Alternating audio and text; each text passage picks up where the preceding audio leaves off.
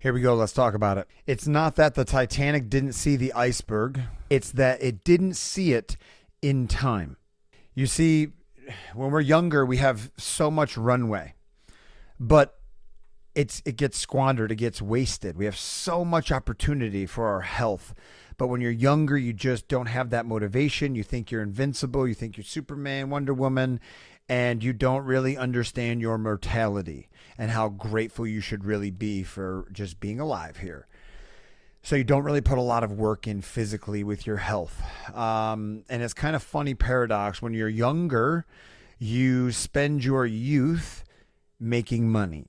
When you are older, you spend your money on buying back your youth.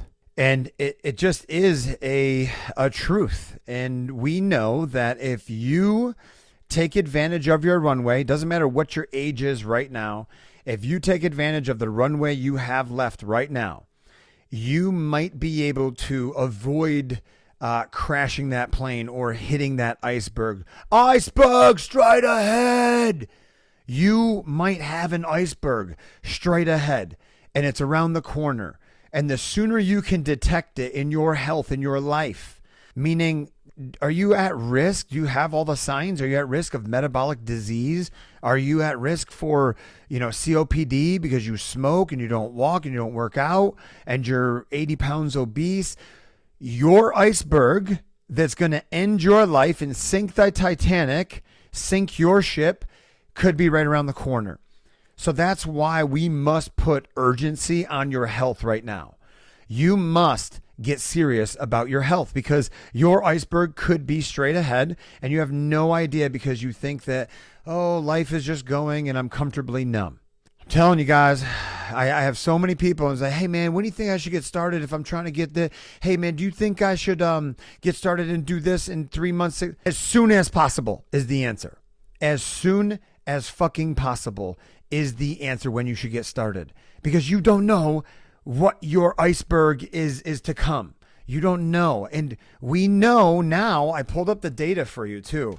We know that taking as little as 8,000 steps per day was linked to a 51% lower risk of all-cause mortality compared to 4,000 steps.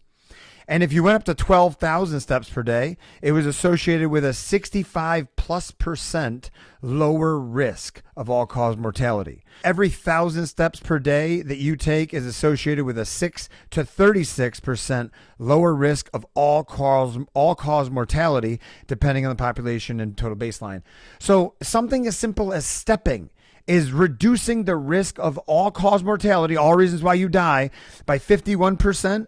And that's just taking steps. I mean, you go around your block 3 or 4 times, you are doing a really good service to yourself. So don't overthink it is my advice to you. Remember, it wasn't that we didn't know the iceberg was there. We ended up finding out the iceberg was there. Everybody saw it, but it wasn't in time. We didn't give ourselves enough runway. The plane crashed. So give yourself some runway.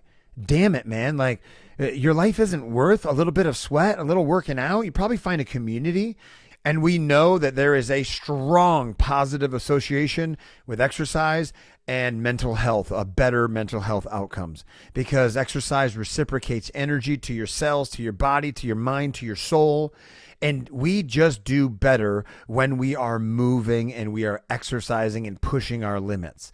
So, yeah, I mean, listen, get on board and work on the fundamentals and move forward and build that telescope to see the iceberg straight ahead, or sink, hit the iceberg and sink and say, well, it was a fun ride while I had it, but I'm done at 53 because I have congestive heart failure. Bullshit. I don't want to live like that. So if you don't want to live like that, follow my advice. See you guys.